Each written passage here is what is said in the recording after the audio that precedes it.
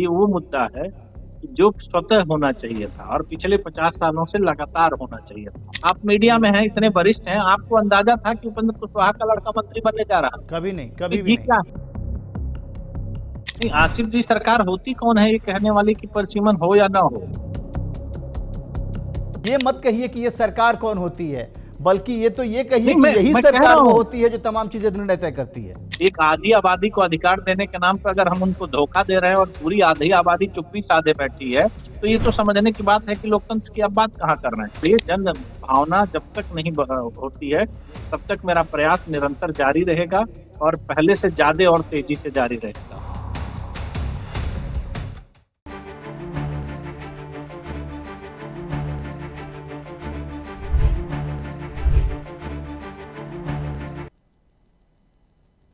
नमस्कार, आप देख रहे हैं हॉट सीट और महुआ खबर की खास पेशकश। आपका बहुत स्वागत है। आज हम फिर एक ऐसी शख्सियत को आपसे मिलवाने जा रहे हैं जो बहुत सारे फील्ड में, बहुत सारे कह सकते हैं आप कि बहुत सारी जगहों पे उन्होंने बहुत सारी काम किए हैं, बहुत सारा सम्मान कमाया है, बहुत नाम कमाया है। आज उनसे हम जुड़ने जा रहे हैं, उनसे हम तमाम बातें करने जा रहे हैं और जानने जा रहे हैं कि आखिर वो करने क्या वाले हैं। जी हाँ, हम बात कर रहे हैं आई युवा के फाउंडर एडवोकेट रुद्र प्रताप सिंह से। आपका बहुत बहुत स्वागत है रुद्र जी। आपका जी नमस्कार। नमस्कार, कैसे हैं आप? मैं बहुत बढ़िया, आप बताएं। बहुत मेहनत कर रहे हैं आप, लगातार दिन रात एक किए हुए हैं। बहुत सारी जगहों पे आप अपनी बात कहना चाहते हैं, आप अपनी बात को सरकार तक पहुंचाना चाहते हैं, सरकार को बताना चाहते हैं और ऐसे मसले पे आप लगातार आगे बढ़ रहे हैं, लगातार कोशिशें कर रहे हैं, जो मसला कहीं ना कहीं से देश के भविष्य से जुड़ा हुआ है। लेकिन वजह क्या है कि आप तमाम कोशिशों के बावजूद वो सफलता हाथ नहीं लग पा रही है आपकी, या ये कह लें कि वहां तक बात क्यों नहीं पहुंच पा रही है जहां पहुंचाना चाह रहे हैं? देखिए आसिफ जी, सवाल ये नहीं है कि जहां तक हम बात पहुंचाना चाहते हैं वहां तक बात पहुंच नहीं रही। उससे बड़ी बात यह है कि वो लोग सुनना नहीं चाहते, क्योंकि अगर वो सुनना चाहते तो मुझे कहने की आवश्यकता ही नहीं पड़ी, क्योंकि जिस मुद्दे पर मैं काम कर रहा हूँ परिसीमन, ये मेरी आवश्यकता नहीं है। ये मुद्दा ऐसा नहीं है कि जिसके लिए मुझे आपको आवाज उठाने की जरूरत पड़ती। ये वो मुद्दा है कि जो स्वतः होना चाहिए था और पिछले 50 सालों से लगातार होना चाहिए था। तो जो लोग इसको नहीं करना चाहते हैं वो हमारी आवाज क्यों सुनेंगे? क्योंकि उनमें तो उसमें तो उनका व्यक्तिगत उसमें फायदा है, इसी के आधार पे तो उसको बंद करके बैठे हुए हैं और जमे हुए हैं सत्ता में। तो इस चीज को हटाने के लिए ये आवाज उन तक नहीं पहुंचानी, ये आवाज उस हर आम इंसान तक पहुंचानी है, वो हर उस भारतीय तक पहुंचानी है जिसके आधार पर इस देश का लोकतंत्र बनता है। और ये सवाल जब वो पूछेगा, जब वो सवाल वो उठाएगा, तब वो आवाज बाहर निकल कर आएगी। क्योंकि लोकतंत्र किसी व्यक्ति से नहीं बनता है, या किसी राजनीतिक दल से नहीं बनता है, या कोई पार्टी से नहीं बनता है। तो ये ऐसा नहीं है कि अगर वो नहीं सुन रहे हैं तो वो चीजें नहीं हो पाएंगी।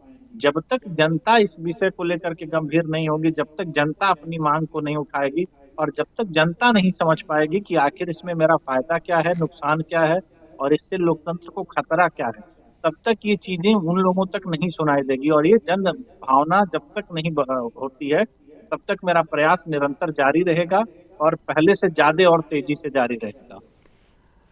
बिल्कुल ठीक कह रहे हैं आप, लेकिन एक बात समझाइए कि आखिर डीलिमिटेशन की ज़रूरत क्यों है? क्यों आप ये कह रहे हैं कि ये देश की सबसे बड़ी ज़रूरत है? देखिए, देश की ज़रूरतें जो है वो तो सरकार पूरा कर रही है। सरकार को लगता है कि देश की तमाम ज़रूरतों को पूरा कर रही है। वो मानती है कि वन नेशन वन इलेक्शन होना चाहिए। सरकार ये कहती है सीए एनआरसी आना चाहिए। सरकार ये कहती है कि मनरेगा को बदल के जी राम जी कर देना चाहिए। तो सरकार तो ये कहती है, केंद्र की सरकार ये कहती है कि जो हम कर रहे हैं वो सबसे बेहतर कर रहे हैं, देश की तमाम नब्ज को हमने टटोल रखा है और जो उनको ज़रूरतें हैं लोगों को वो हम पूरा कर रहे हैं। फिर आपकी जो डिमांड है वो तो मतलब अनएथिकल हो जाती है, वो कोई ज़रूरत ही नहीं है, वो सरकार को नहीं लगता कि वो ज़रूरत है। नहीं, आसिफ जी सरकार होती कौन है ये कहने वाली कि परसिमन हो या ना हो? सरकार के अधिकार क्षेत्र में ही नहीं आता, ये तो संवैधानिक चीज है। और सरकार कैसे बनती है यही तो परसिमन तय करता है। अगर देश में रुद्र जी परसिमन नहीं माफ हो, कीजिए, कम से जनप्रतिनिधि कम नहीं अभी तो हो, ये तो बातें मत सरकार कहिए कि कैसे ये होगा? सरकार औरों की सरकार में और इस सरकार में बड़ा फर्क है। ये बात आप बेहतर जानते नहीं, हैं, आप कोई तो भी सरकार हो आसिफ मतलब जी, बात प्राइमरी आपको सारी बात चीजें पता है। तो ये मत कहिए कि ये सरकार कौन होती है, बल्कि ये कहिए नहीं, कि मैं यही मैं कह रहा सरकार वो हूँ। होती है जो तमाम चीजें निर्णय तय करती है। नहीं नहीं आसिफ जी, मैं यही कह रहा हूँ, सरकार कुछ नहीं होती है, क्योंकि परिसीमन की जो व्यवस्था है वो संविधान में है। इस देश की सरकार ही उसी तरीके से बनती है भाई। अगर जनप्रतिनिधि नहीं होंगे, चुनाव ना हो, प्रधानमंत्री न बने, तो सरकार किस बात की होती है? यही तो प्रक्रिया है परिसीमन की, कि भाई जनप्रतिनिधियों की संख्या क्या होगी, इसका निर्धारण करने का अधिकार परिसीमन आयोग को है। और उसी के आधार पर भाई देश की सरकार चुनी जाती है। तो अगर देश की सरकार चुनने की प्रक्रिया ही नहीं रहेगी, तो सरकार कौन होती है इस चीज को करने वाली? हाँ, ये आयोग की अलग जहां तक बात है कि बात कर रहे हैं राजनीतिक आप फायदे आप खुद नुकसान ही के बता लिए। दीजिए भारत में कितने आयोग हैं और कितने आयोग बहुत ही सफल, मतलब आप कह सकते हैं कि पूरी सफलता के साथ अपने टेनर पूरा करते हैं। मैं आपको एक आयोग की जानकारी तो मैं अभी दे दूं आपको, कि इस वक्त जब सबसे बड़ी ज़रूरत होती है हज कमेटी की, एक बड़ा आयोग माना जाता है, जो मैं आपको बता दूं कि आप सुन के हैरत में होंगे कि लगातार 5 सालों से हज कमेटी में कोई चेयरमैन नहीं है, सेंट्रल हज कमेटी में। और इस तरह के मैं कम से कम मेरे पास फहरिस्त पड़ी हुई है कि कई सारे आयोग हैं जो अभी तक गठित भी नहीं हैं, और गठित हुए हैं तो जहां सिर्फ अध्यक्ष हैं, बाकी कोई मेंबर नहीं है। तो आयोग की बात कहां कर रहे हैं आप? नहीं नहीं, देखिए, जो और आयोग की बात आप कर रही हैं और परिसीमन आयोग, दोनों में बहुत अंतर है। मैं आपकी जानकारी के लिए बता रहा हूँ कि परिसीमन आयोग इस देश का ऐसा आयोग है कि केवल वही एक ऐसी संस्था है कि जिसको आप कोर्ट में भी चैलेंज नहीं कर सकते हैं। उसको इतनी पावर संविधान में दी गई है कि वो, क्योंकि वो तय करता है कि जनप्रतिनिधि कितने होंगे और उनका क्षेत्र क्या होगा। तो ये और बिल्कुल। आयोगों से अलग है। और जो जो बात आप सवाल उठा रहे हैं, वो उससे रिलेट ही करता है कि जब परिसीमन नहीं होगा, जनप्रतिनिधियों की संख्या नहीं बढ़ेगी, तो जो लोग सत्ता में होंगे वो निरंकुश हो जाएंगे। आज एक बात बताइए कि जैसे आपने बताया कि 5 साल से उसमें अध्यक्ष नहीं है, तो कोई आवाज नहीं उठाने वाला, क्योंकि एक सीमित संसाधन में एक सीमित व्यक्ति सारी चीजों पर निर्णय लेने लगा। तो इसी का तो एक परिणाम है। अगर परिसीमन होते और देश में 543 की जगह 1450 सांसद होते, तो जनता की सुनवाई ज्यादा होती ना। आप एक बार बताइए, 4100 की जगह अगर 10,500 विधायक होते, तो किसकी सुनवाई ज्यादा होती? जनता की सुनवाई होती। आज एक बात बेशक। बताइए कि एक एक मंत्री के पास इस देश में जहां संख्या कम है, तीन तीन चार चार डिपार्टमेंट है। आप वो कैसे काम संभाल रहे हैं? ये सिर्फ इसी वजह से है कि उस व्यवस्था में दिक्कत की गई, उस व्यवस्था को रोक दिया गया, इसलिए नए लोग नहीं है। आज आप एक बात बताइए, राज्यसभा के लोगों को आप मंत्री बना करके बैठे हैं, क्यों बैठे हैं? क्योंकि लोकसभा में उस तरह के लोग नहीं आपको मिल पा रहे हैं, जनप्रतिनिधियों की संख्या कम हो रही है। तो सवाल यही उठता है कि कोई भी सरकार हो, सरकार को तय करने की प्रक्रिया को ही तो परिसीमित करते हैं, कहते हैं कि भाई उनकी संख्या क्या होगी। आज एक बात बताइए, वोटर लिस्ट देश में न हो, चुनाव आयोग चुनाव न कराए, तो सरकार का कोई अस्तित्व बचता है या लोकतंत्र का कोई अस्तित्व बचता है?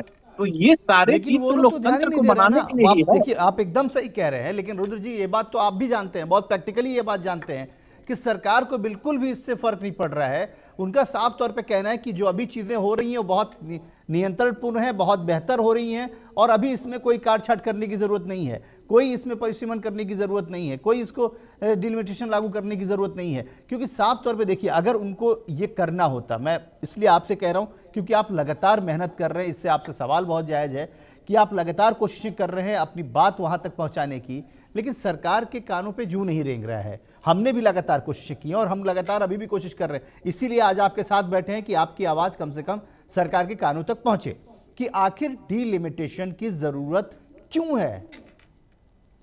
देखिए, अब दूसरे तरीके से मैं लिमिटेशन की बात कर रहा हूँ। अगर सरकार के कान पे जू नहीं रेंग रहा है, तो क्या महिला आरक्षण बिल के साथ मजाक हो गया? देश की आधी आबादी की जो बात करी जा रही है, महिला आरक्षण बिल बिना परिसीमन के लागू नहीं होगा। तो क्या 2023 में जो बिल पास किया गया था, जो जितना उसको हो हल्ला के साथ प्रसारित किया गया था कि बड़ी ये महिलाओं की तरक्की होने वाली है, महिला सशक्तिकरण होगा, तो इस देश में ये मजाक से और कम क्या हुआ? क्योंकि वो आपकी शर्त ही है कि जब तक परिसीमन नहीं लागू होगा, तब तक महिला आरक्षण नहीं लागू होगा। तो तो मैं आप बाकी देखिए चीजों की तो आप 2024 में बात क्या छोड़ हुआ दें। चुनाव में। 2024 का तो चुनाव मैं सामने है, 2025 का चुनाव सामने है, 2026 में 5 राज्यों के चुनाव होने वाले वो भी सामने है। कहां कुछ हुआ उस पे? तो मैं इसी बात को बात कर रहा हूँ ना। तो ये इस बात को उन लोगों को समझना पड़ेगा ना। क्योंकि अगर कुछ लोग, गिनती के लोग अगर सरकार चलाने लगेंगे, कुछ गिनती के लोग अगर देश चलाने लगेंगे, तो आप लोकतंत्र की क्यों बात कर रहे हैं? तब तो उसी तरह की बात करी जाएगी जिस तरह से पहले देश चलता था। भाई गिनती के लोग होते थे, राजा होते थे, रियासतें होती थी, उन्हीं लोगों के आधार पर उन्हीं से चुनाव होता था और उन्हीं के आधार पर के देश चलता था। भाई अंग्रेजों के जमाने में भी कौन सी व्यवस्था नहीं थी जो आज व्यवस्था है। सारी व्यवस्था अंग्रेजों के समय और आज के समय में लगभग समान ही थी, लेकिन शासन व्यवस्था का परिवर्तन था ना। तो अगर वही व्यवस्था हम आज भी लागू करके चल रहे हैं, एक आधी आबादी को अधिकार देने के नाम पर अगर हम उनको धोखा दे रहे हैं और पूरी आधी आबादी चुप्पी साधे बैठी है, तो ये तो समझने की बात है कि लोकतंत्र की अब बात कहाँ कर रहे हैं। तो तो आप हमारी यही आपकी तो बात मैं भी कहाँ कह रह रहा हूं जाती कि है। ये लोकतंत्र की प्रहरी की भूमिका सबको निभानी है ना। ये सिर्फ आपकी और हमारी जिम्मेदारी थोड़ी है, वो तो आम आम आदमी की भी जिम्मेदारी है, आम लोगों की जिम्मेदारी है। और उसमें मैं ये जानना चाह रहा हूं, मैं इसीलिए आपसे पूछ रहा हूं कि ऑपोजिशन कितना आपके आपके इस मसले पर आपके साथ खड़ा है, या इस मसले पे खड़ा है, या वो चाहता है कि नहीं इस पर पार्लियामेंट में भी इसके लिए डिस्कशन होना चाहिए, इसका वक्त निकलना चाहिए, इस पर बातचीत होनी चाहिए। इस पर ऑपोजिशन क्या कह रहा है? क्योंकि मैंने जानकारी जो इकट्ठा की और जो मुझे जानकारी है कि ऑपोजिशन के एक बड़े वरिष्ठ पूर्व मंत्री, पूर्व केंद्रीय मंत्री, पूर्व सांसद रहे हैं राशिद अल्वी, उन्होंने साफ तौर पे एक चैनल के मंच पे उन्होंने कह दिया कि अगर परिसीमन आयोग लागू हो गया, डिलिमिटेशन लागू हो जाएगी, तो राहुल गांधी और अखिलेश यादव भी दोबारा लोकसभा नहीं पहुंच पाएंगे। अब बताइए जरा इस पे। मैं इसी बात को कह रहा हूं ना कि जब ये एक ऐसा मुद्दा है कि जिसपे पक्ष विपक्ष एक साथ खड़ा है, कोई भी ऐसा मुद्दा होता है जिसमें विपक्ष कम से कम सरकार के खिलाफ खड़ा होता है, यहाँ तो विपक्ष भी सरकार के साथ खड़ा है कि परिसीमन पर उसने चुप्पी साध रखी। भाई महिला आरक्षण बिल जब पास हो रहा था, परिसीमन की बात उसमें कंडीशन जोड़ी गई थी, तो क्यों नहीं उस पर सख्ती के साथ विपक्ष आ पाया। विपक्ष अन्य मुद्दों पर सरकार को घेरने की कोशिश कर रहा है, जो मुख्य मुद्दा है उस पर उसने चुप्पी साध रखी है। कारण क्या है कि ये राजनीति बात नहीं है, ये देश की और सत्ता की बात नहीं है, पक्ष विपक्ष की बात नहीं है। ये उन लोगों की बात है जिन लोगों ने राजनीति को में अपने कब्जे में ले रखा है, जिन लोगों ने राजनीति को एकाधिकार कर रखा है, जिन लोगों ने राजनीति को प्राइवेट कंपनी समझ रखा है कि जिसके आधार पर निर्णय होंगे, जिसके आधार पर देश चलाएंगे, उन लोगों को ये दिक्कत हो रही है। और वही स्थिति विपक्ष के साथ भी बनी हुई। नहीं तो एक बात बताइए कि अगर जिस देश में 1450 की जगह 954 सांसद हैं, 1050 की जगह 4100 विधायक हैं, वो देश मौन साधे बैठा है। यहाँ एसआईआर की बात पे एक वोट कटने पे लोग सुप्रीम कोर्ट से लेकर के कहाँ चले जा रहे हैं। पूरी देश की अदालत और पूरे देश का विपक्ष रोड पे आ जा रहा है। वहां 907 सांसद और लगभग 7000 विधायक कम हैं, वहां पर कोई बोलने के लिए क्यों नहीं तैयार है? कारण क्या है कि जिस इसका अगर मान लीजिए हम राजनीतिक फायदा की बात करेंगे, उन्हीं लोगों को मिलेगा ना जो लोग राजनीति में सक्रिय हैं। भाई आज एक एक सीट के लिए लोग मर रहे हैं, कितने की खरीद फरोख्त हो रही है, किसी से छुपा नहीं है। तो इतनी बड़ी बदलाव होने वाला है, इतना बड़ा संख्या बल बदलने वाला है, लेकिन पूरा विपक्ष पक्ष या सारे राजनीतिक कुनबे इस तरह से मौन साधे हुए हैं। तो इसके पीछे आप क्या सोच सकते हैं? ये नहीं, सोची समझी ऑपोजिशन क्यों गहरी चुप है? साजिश है। मतलब देखिए, सरकार का तो समझ में आ गया, सरकार ने तो आपने कह दिया कि सरकार क्यों चाहेगी, क्यों है, उसके पीछे बहुत सारे लॉजिक हैं। लेकिन ऑपोजिशन क्यों चुप है, ये बात समझ से परे लग रही है। जरा अगर आपकी किसी से बात हुई हो या आपने इस बात पे बात की हो, तो जरा प्रकाश डालिए ना कि आखिर ऑपोजिशन क्यों चुप है, विपक्ष क्यों चुप है, आखिर उसको क्या डर सता रहा है कि वो नहीं, वो इस पर आके आप इस इशू पे, और आपका इशू नहीं है। मैं अब एक चीज़ बहुत क्लियर कर दूं कि ये डिलिमिटेशन और परिसीमन कोई आपका इशू नहीं है, कोई आपका मुद्दा नहीं है। आप इसको चाहते हैं, आप इस पर आगे बढ़ रहे हैं, आप इस पे काम कर रहे हैं, ये बिल्कुल लाजमी सी चीज़ है। लेकिन ये इशू तो देश का इशू है। इस इशू पे तो कम से कम, इस मुद्दे पे तो कम से कम अपोजिशन को खड़ा होना चाहिए था। आप उसको क्योंकि लीड कर रहे हैं, तो आपने ज़रूर अपोजिशन के लोगों से बात की होगी। उनको क्या संशय है, उनको किस बात का डर सता रहा है, या फिर वो समझ नहीं पा रहे हैं, क्या दिक्कत आ रही है उनके साथ? देखिए, जैसे आपने अभी बताया कि अलवी साहब ने क्या कहा कि राहुल गांधी और अखिलेश यादव चुनाव हार जाएंगे। क्यों चुनाव हार जाएंगे भाई? आपको इसका डर क्यों सता रहा है? कारण क्या है कि समीकरण गड़बड़ हो जाएंगे। और जो विपक्ष की पूरी राजनीति है, चाहे उत्तर से लेकर आप दक्षिण तक देखेंगे, वो परिवारवाद पर सीमित है। वो सत्ता का हस्तांतरण नहीं चाहते हैं। वो अपनी पार्टी में भी नहीं चाहते हैं कि कोई शीर्ष व्यक्ति आए, कोई नए लोग आए, नए लोग आकर के उस राजनीति को संभालें। क्योंकि परिसीमन होते ही 907 नए सांसद आ जाएंगे, 7000 नए विधायक आएंगे, जो आपसे नहीं होंगे, वो नए लोग होंगे। तो उनका डर सता रहा है कि जो इनकी परंपरागत चीजें चली आ रही हैं, जो राजनीति पे इन्होंने मोनोपोली बना रखी है, तीसरे चौथे जनरेशन के नेताओं के साथ राजनीति कर रहे हैं, वो खत्म हो जाएगा। जो इनका एक छत्रक बना होना, या जैसे मान लीजिए कि जैसे बार बार कही जाती है शीर्ष नेतृत्व, ये डगमगाएगा। ये जो डर है, अगर ये बात नहीं होती तो दोनों जो पार्टियां हैं, उन्होंने समय समय पर सीमन को बढ़ाया है। तो ये डर उनका व्यक्तिगत है। कि जैसे अखिलेश यादव क्यों चुनाव हार जाएंगे भाई? ये तो और अच्छी बात होगी, और कंपटीशन होगा, और क्षेत्र छोटे होंगे तो और आपके लिए आसान होगा। अभी आप 25-30 लाख लोगों के जनता के बीच जाते हैं, अब 10 लाख के बीच जाना होगा, तब तो एक और अच्छी बात होती है ना। लेकिन समीकरण बिगड़ जाएंगे, नए लोग आएंगे, नए लोगों को आपको अवसर देना पड़ेगा। और अवसर देने में जरूरी नहीं है कि जिन नेताओं के सहारे आप पार्टी चला रहे हैं, या जिसको एक फॉर्म की तरह या जो क्षेत्रीय पार्टियां हैं या परिवारवादी नेताओं के तौर पर चला रही हैं, वो आगे चल पाएगी या नहीं। क्योंकि पूरे देश विश्व का अगर हम इतिहास उठा करके देखेंगे, तो इसीलिए परिवारवाद वहां की राजनीति में नहीं है, क्योंकि वहां समय समय पर परिसीमन होते हैं, सीटें बदलती हैं, नए लोग आते हैं। तो नए लोग आते हैं और राजनीति में अच्छा काम करके वो चले जाते हैं। भारत की राजनीति में क्यों दिक्कतें आ रही हैं? क्योंकि परिसीमन पर रोक, नए लोगों को जन्म नहीं दिया। अभी एक बार बताइए, ताजा ताजा उदाहरण है बिहार का, आपने देखा होगा कि जी। उपेंद्र कुशवाहा जी के लड़के ने सीधे मंत्री पद की शपथ ली। आप मीडिया में हैं, इतने वरिष्ठ हैं, आपको अंदाजा था कि उपेंद्र कुशवाहा का लड़का मंत्री बनने जा रहा है? कभी नहीं, तो कभी भी ये नहीं। क्या है? किसी को नहीं था। और वो भी सोचिए कि तब हो रहा है कि भारत के प्रधानमंत्री उस मंच पर बैठे हैं। भाई, अगर देश का प्रधानमंत्री जिस मंच पर बैठा है और उस मंच पर सीधे एक व्यक्ति को ला करके बिना किसी जानकारी के, बिना किसी के, सीधे आप मंत्री पद की शपथ दिला रहे हैं, तो एक लोकतंत्र कहाँ बचता है? अरे तो इसके उपेंद्र इससे तो कुशवाहा का बेहतर बेटा राजतंत्र है था। रुद्र जी, उपेंद्र कुशवाहा के बेटा है, इसलिए वो बनेंगे। तो मैंने क्या ये कहा कि चीजें भाई कहाँ खत्म होने राजतंत्र, वाली हैं? देखिए, नहीं, इसीलिए इसका राजतंत्र मतलब और है कि आपका लोकतंत्र का साथ फर्क क्या इसीलिए है? कोई नहीं दे रहा है, यही सबसे बड़ी वजह है। आप मतलब आप माफ कीजिए, लेकिन आप तो उस तरह के हेलीकॉप्टर हो गए कि आप उड़ कहीं और रहे हैं, जा कहीं और रहे हैं, और जाने वाले कहीं और हैं। मतलब आप तो सबके लिए घातक साबित हो रहे हैं। भला आपके ऊपर कौन साथ देगा? अब ये सोचिए जरा कि आप अब सीधे तौर पे ऐसी जगहों पे प्रहार करेंगे, ऐसी चीजों पर चोट लगाएंगे, तो आपका साथ भला क्यों देगा कोई? क्योंकि आप सोच के देखिए कि जरा आप उस चीजों पर प्रहार कर रहे हैं कि उपेंद्र कुशवाहा का बेटा, अरे यहां तो ये तो मोह कभी देश से जाने ही वाला नहीं है। ये मोह कहां से जाएगा? ना कोई बेटे का मोह छोड़ने वाला, ना कोई बाप का मोह छोड़ने वाला, ना कोई सत्ता का मोह छोड़ने वाला। ये तो तयशुदा है, भारत की प्रवृत्ति चली आ रही है, इतिहास है इसका, और वर्तमान भी दिख रहा है। मैं उसी बात की बात कह रहा हूँ ना, कि ये मेरी बात नहीं हो रही है। जब यही चीज करना है तो लोकतंत्र कहाँ से रहेगा? और वो लोग परिसीमन क्यों चाहेंगे? भाई, अगर यही चीज राजतंत्र और इसमें फर्क क्या रहा? भाई, राजा का लड़का पहले भी राजा बनता था, आज भी वही चीजें हो रही हैं। आज आप इंटरेस्टेड 30 है। साल से आप कम। सोच के देखें ना रुद्र जी, इस बात का विरोध तेजस्वी यादव और उनका परिवार भी नहीं कर सकता है। ये जरा इसी सोचिए, की भी मैं ये बात का विरोध आप मुकेश सहनी और उनका परिवार नहीं कर सकता है।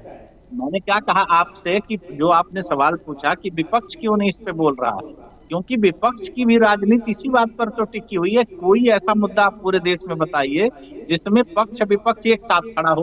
भाई, 2 बार इस पे 50 साल से रोक लगी हुई है, कभी आपने इसकी चर्चा सुनी? किसी विपक्षी नहीं, नेता ने इसकी बिल्कुल आवाज भी नहीं। उठाई? भाई, आज देश में एसआईआर हो रहा है। एसआईआर का मतलब है कि वोटर का नाम सही तरीके से आए, किसी वोटर का नाम न कट जाए। लेकिन वो वोटर किसको चुनेंगे, इस पे हम चर्चा नहीं कर रहे हैं, क्योंकि वोटर उसी को तो चुनेंगे अगर परिसीमन के माध्यम से जब सीटें नहीं तय होंगी। अगर एक बात बताइए, इस देश में संसद में एक सांसद हो और वही प्रधानमंत्री बन जाए तो क्या फर्क पड़ता है? सिंपल सी बात यही बिल्कुल। है ना, कि जब हम 1971 के आंकड़ों के अनुसार अपना लोकतंत्र चला रहे हैं, तो हम 2026 की बात क्यों करते हैं? हम क्यों कहते हैं कि हम भारत 2047 में विकसित बनाने वाले हैं, जब हमारे संसाधन 2071 के आधार पर बने हुए हैं? तो हम कैसे बना सकते हैं? भाई, मॉडिफिकेशन किसको कहते हैं? कोई भी आप ऐसी चीज बता दीजिए कि जो 50 साल पुरानी हो और उससे आप विकसित भारत की दिशा में बढ़ना चाह रहे हैं। हर जगह परिवर्तन हो रहे हैं ना, हर जगह चीजें बदली जा रही हैं। तो केवल लोकतंत्र और वो राजनीति जिससे देश चलती है, उसको हम इतना पुराना क्यों रखना चाहते हैं? इसके पीछे का कुछ तो रहस्य होगा। भाई, नहीं आप तो दोनों बात पक्ष यही तो एक साथ समझ में क्यों नहीं आ बैठे? रही। देखिए, अगर आम भाषा में बात करें, पब्लिक के लिए बात करें, आम लोगों के लिए बात करें, तो ये बात समझ से परे है रुद्र जी कि इस इश्यू पे कोई नजर नहीं आ रहा आपके साथ, कोई एक खड़ा नहीं होना चाहता। फिर ऐसे इश्यूज पे आपको कैसे लगता है कि इस पर सरकार भी विचार कर लेगी, इस पे आयोग भी विचार कर लेगा, इस कुछ चीजों को आगे भी बढ़ा दिया जाएगा? ये क्यों ऐसा लग रहा है आपको? देखिए, इसको देखिए, जनता को समझना पड़ेगा। अगर जनता इसको नहीं समझती है और 2026 में परिसीमन नहीं लागू होता है, तो आप लोकतंत्र की बात मत करिए। दुनिया के बहुत सारे ऐसे देश हैं जिसमें तानाशाही चलती है, लोकतंत्र खत्म हो गया है, कुछ व्यक्ति विशेष का कब्जा हो गया, वैसे ही रहेगा, क्योंकि लोकतंत्र की बड़ी बात कर कल्पना रहे में हैं ही आप। परिसीमन आप है। तो सीधे तौर मैं पे क्या आप कर रहा हूँ? लोकतंत्र की तुलना आप राजतंत्र से कर रहे हैं आप। आप एक बार बताइए कि जब जितने क्षेत्रीय दल हैं उनका देख लीजिए क्या है। आपको मैंने एग्जाम्पल के तौर पे बताया और आपने खुद बताया कि ये पार्टियां उसका विरोध नहीं कर सकती। क्यों नहीं कर सकती हैं? सवाल तो यही उठता है ना कि बिल्कुल इसी है। वजह से नहीं करती कि सारे लोग सिमिलर चल रहे हैं। लेकिन देश और लोकतंत्र व्यक्ति से नहीं चलता है ना। देश और लोकतंत्र जनता लेकिन से भारतीय चलता जनता है, पार्टी जनता तो की कहती है भावनाओं कि से वो चलता है। वो परिवारवाद को बढ़ावा नहीं देती है।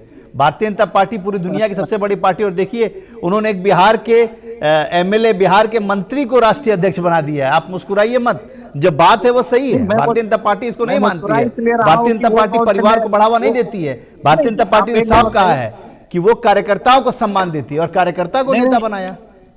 मैंने इसलिए मैं इस पे मुस्कुरा रहा हूँ कि जिस बात को आप कह रहे हैं वही बात गलत हो रही है ना। कि जिसको उन्होंने राष्ट्रीय अध्यक्ष बनाया था वो पहली बार विधायक कैसे बने थे? आप बताइए, इस उम्र में वो 4 बार विधायक कैसे बन गए? उसका उसके पीछे का क्या कारण है?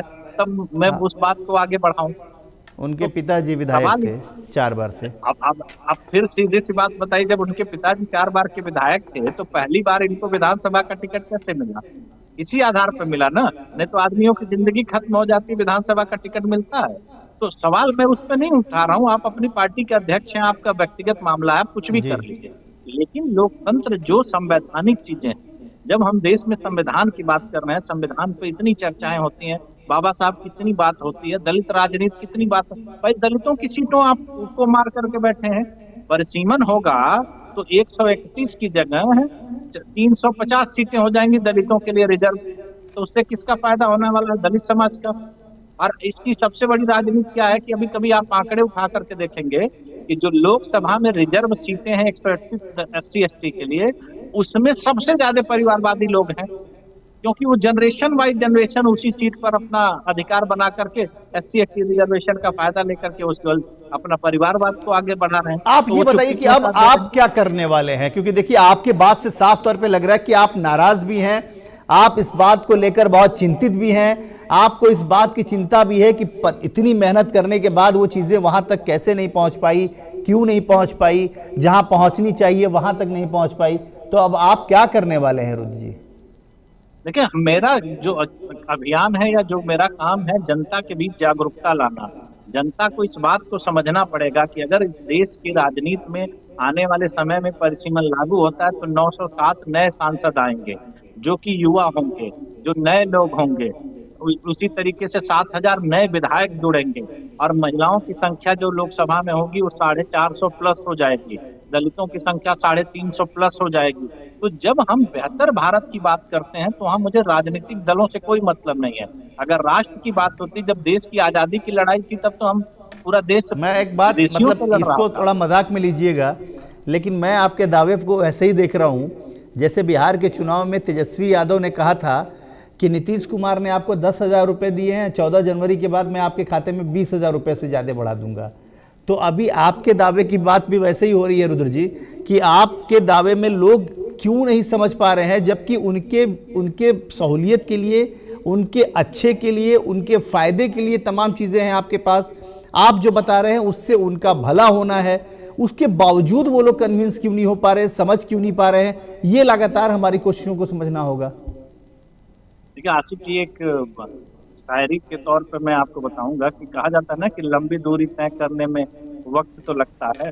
तो जो चीज 50 सालों में नहीं हुई है वो 10 दिन, 15 दिन या 2 महीनों में नहीं होने वाली है।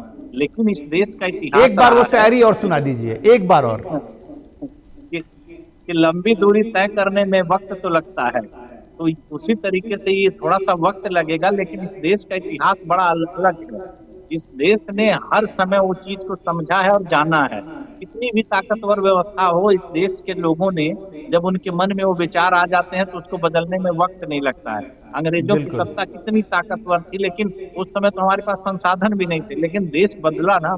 देश उस चीज को ध्यान, तो ऐसे ही जब 50 साल से जो बनी जमी हुई बर्फ है निश्चित एक तौर दिन में पे नहीं पिघलेगी। उसको इस मैं आपको तरीके से देख बुना के, गया है। मैं बार बार ये कहता हूँ, बहुत बार कहता हूँ, फिर आपको और भी कह रहा हूँ कि मैं आपके लिए ज़रूर कहना चाहूँगा कि मुतमईन हूँ मैं अपने दरख्तों से कि तूफ़ान आएगा और चला जाएगा।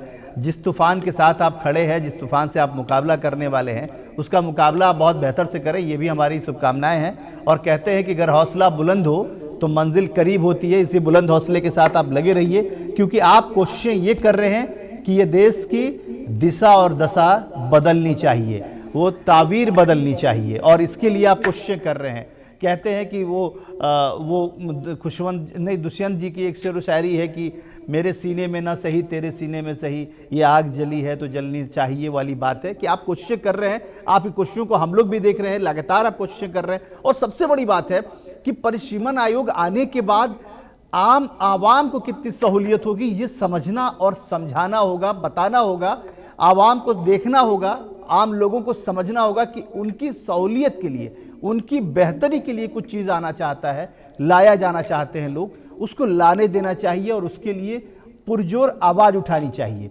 आपने वक्त दिया, उसके लिए बहुत शुक्रिया रुद्र जी।